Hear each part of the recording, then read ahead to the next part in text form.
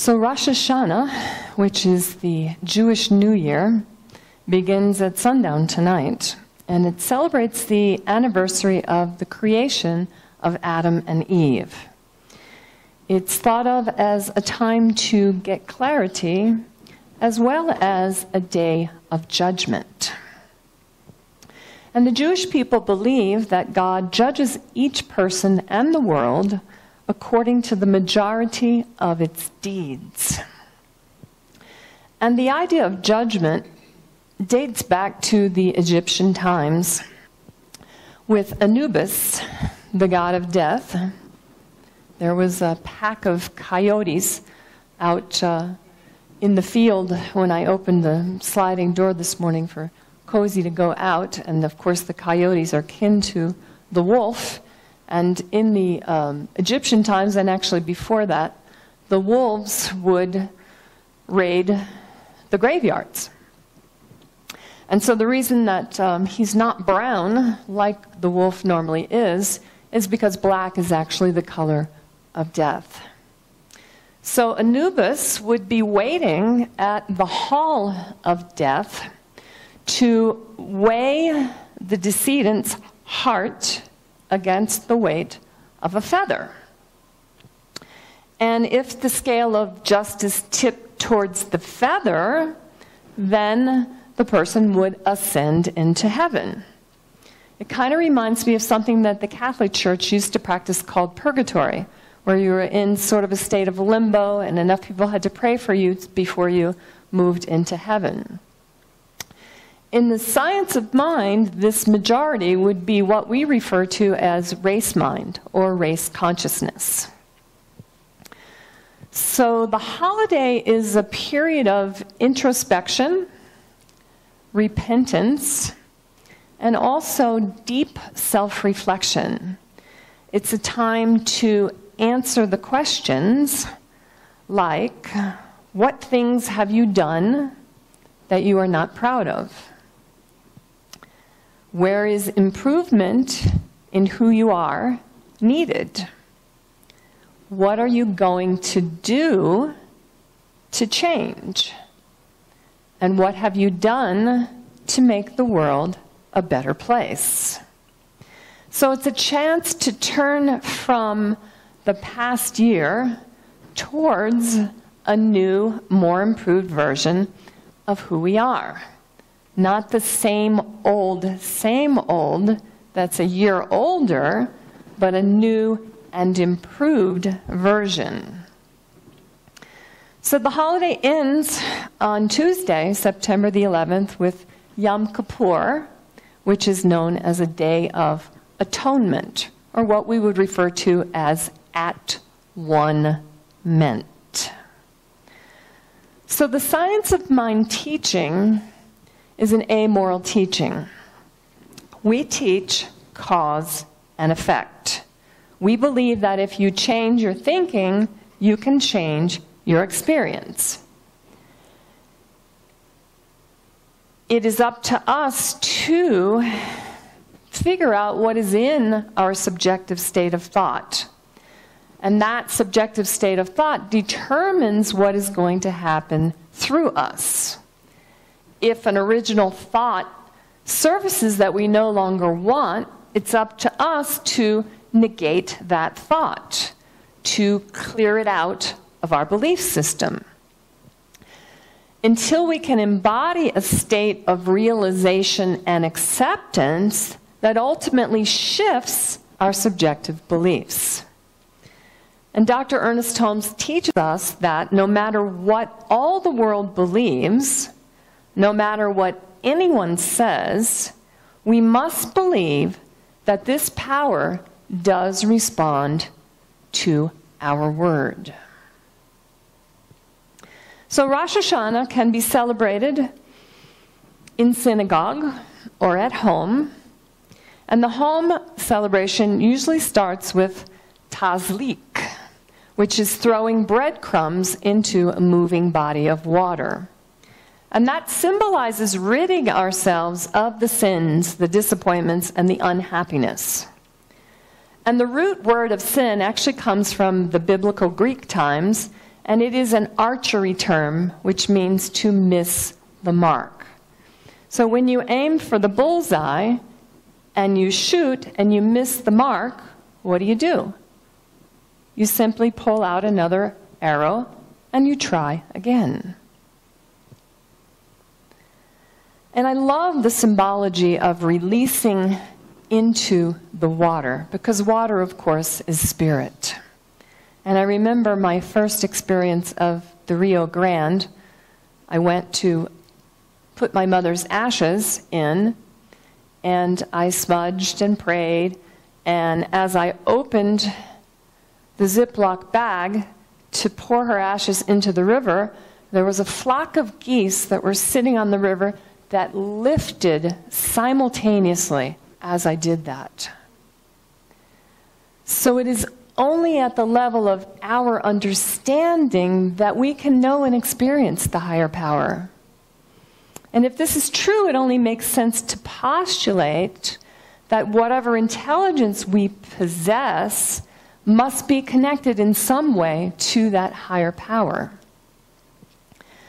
Whatever spiritual path you are walking, we accept and welcome people from all places.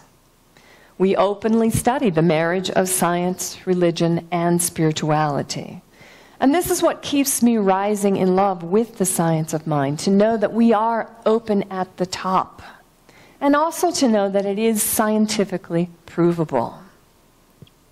Because of cause and effect. It is done unto us as we believe.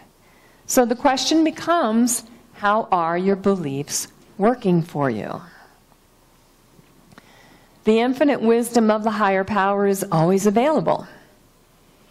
It's how each of us access it that makes it unique and personal for us. Whether we attend a mosque or a temple, or even the drumming circle that's planned for this evening, or maybe we meditate or commune with Mother Nature. What's important is to find what works for us. A little earlier in the week, I had finished the outline for this morning's message, and I went out onto the balcony to take a little break, and there was a roadrunner right below my balcony. And he literally looked me right in the eye. And then Cozy the cat came up and stuck his head through the railings, and he took off. So I went back in to put my lunch together, and I went back out, and he came back and brought a friend.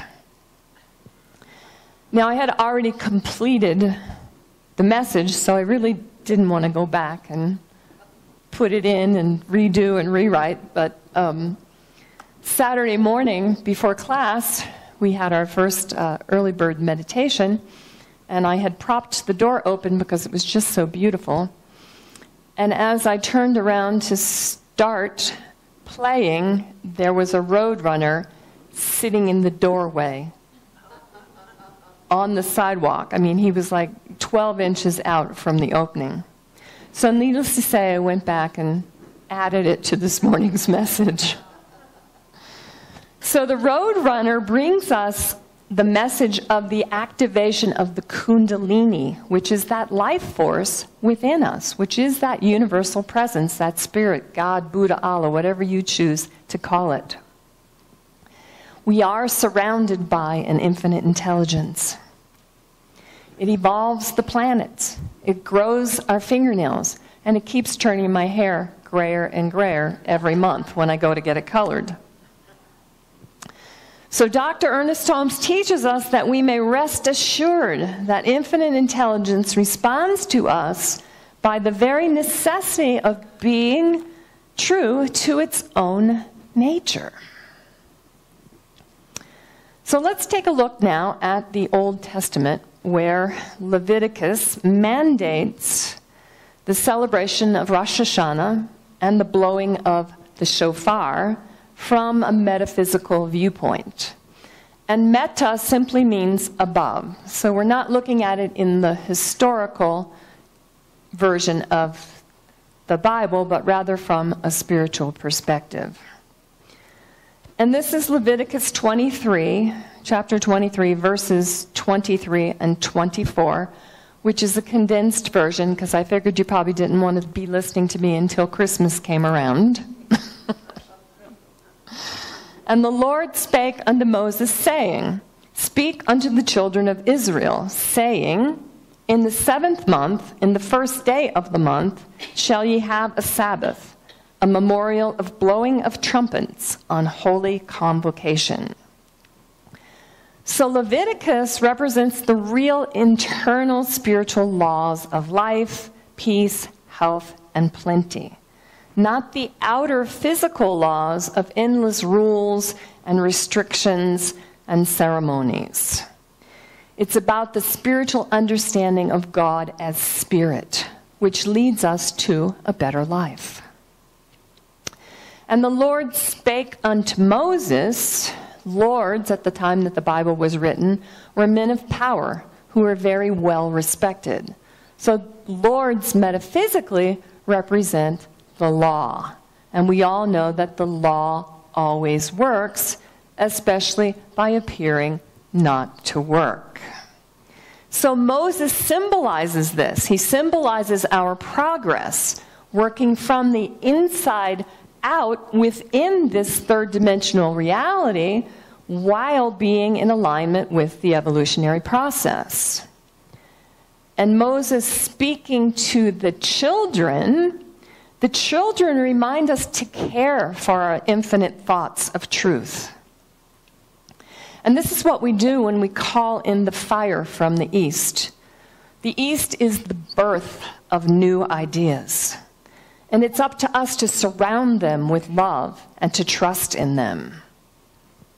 And Moses speaking to the children of Israel, Israel represents the highest significance.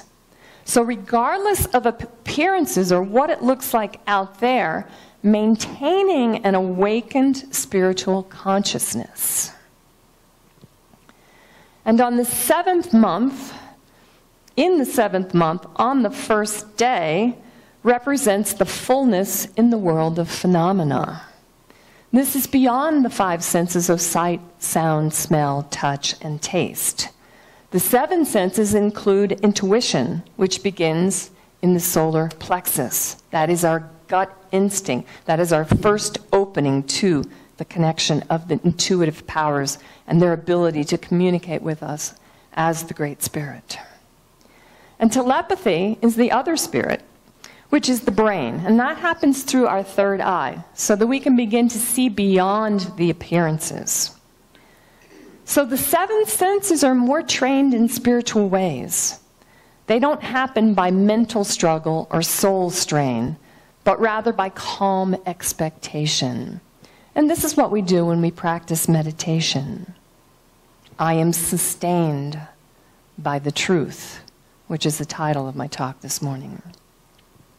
So communing in silence with the light that emanates from within us until it becomes the creator of all our spiritual thoughts.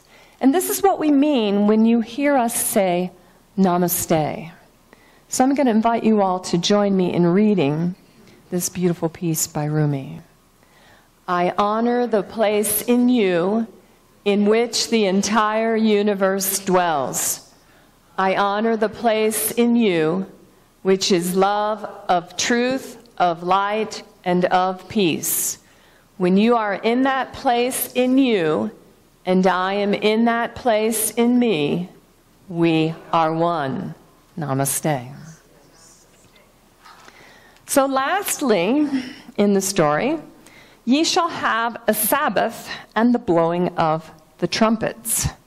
So the Sabbath is not a day of rest, and it doesn't happen on Sundays.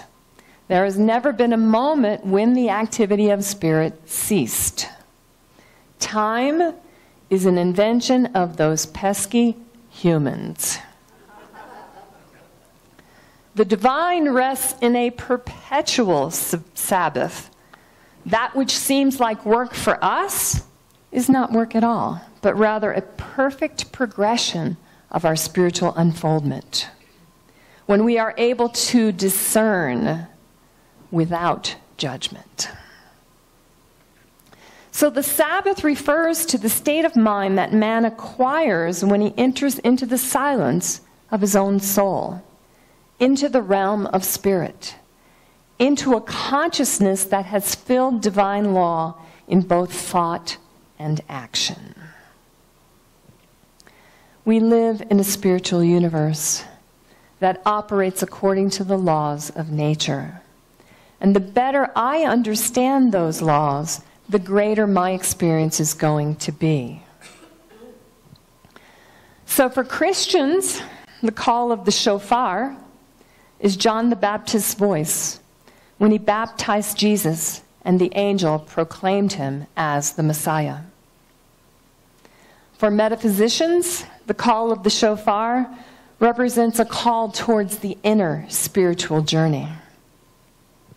For the Jewish people, the call of the shofar represents a time to get clarity about what is important. For me, the call of the shofar is about serving as your spiritual leader. It's about sharing the sound and the vibration of my crystal bowls as a way to enter into that realm of spirit. And Wednesday, you can ask anyone who was here for the meditation, when we called in the Great Spirit, there was a bolt of thunder and lightning that rocked High Desert Center for Spiritual Living. So the question becomes, what is the call of the shofar for you? What is it that speaks through you, that wants to express? And Dr. Ernest Holmes tells us that every one of us has within himself or herself the power to consciously cooperate with the spiritual side of existence in such a way that it will create for us a new body, a new environment, and a greater happiness.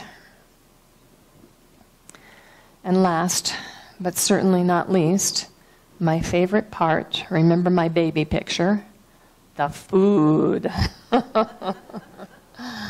So the holly bread is a long braided loaf that is baked round for Rosh Hashanah to symbolize a well-rounded, complete life in the coming year. The round shape alludes to the desire to crown God as king. And it also speaks to the cyclical nature of the year. It is traditional to eat apples dipped in honey. The Jewish people believe apple is mesmerizing to all the senses because in the Garden of Eden there was the sweet scent of the apple orchard. And the honey refers to the hopes for a sweet new year. The head of a fish, usually smoked whitefish, is also placed on a platter on the dinner table. And the fish swim in schools and they breed in plenty, which represents abundance. And also the idea of diving into the new year from a place of strength rather than weakness. And there is one new food, usually a foreign fruit that has never been tasted before, that is also served as a reminder for everyone to try to accomplish something new. And this morning we're passing around a basket of jujubes, which were new to me.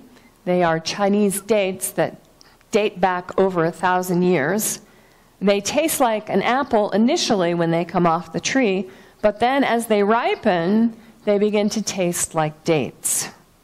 And there is a seed in the middle, so be sure to bite sideways.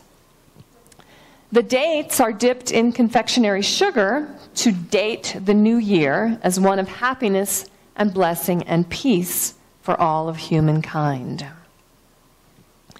So the greatest good that any spiritual philosophy of life can bring to us is faith in the continuity of our soul, a sense of certainty about our relationship with life.